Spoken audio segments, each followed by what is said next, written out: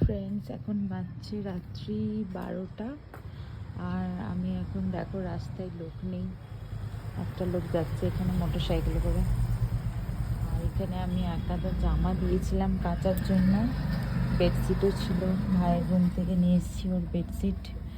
এখন সব কিছু এগুলো মিলতে হবে, শুকিয়ে গেছে মোটামুটি, কাঁচা হয়ে গেছে। কালকে সকালে তো একদমই সময় হবে না আমার, সকালে উঠে রান্না করতে হবে, ভাই আছে যেহেতু আর নিজের জন্য, তারপর আবার স্কুল আছে। তো এখন থেকে কেচে দিলাম, সারা রাত শুকিয়ে যাবে, সকালবেলা একটু রোদ পেয়ে যাবে।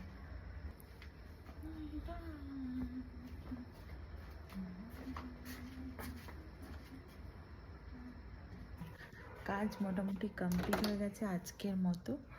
তো তোমরা সবাই ঘুমিয়ে পড়েছো জানি।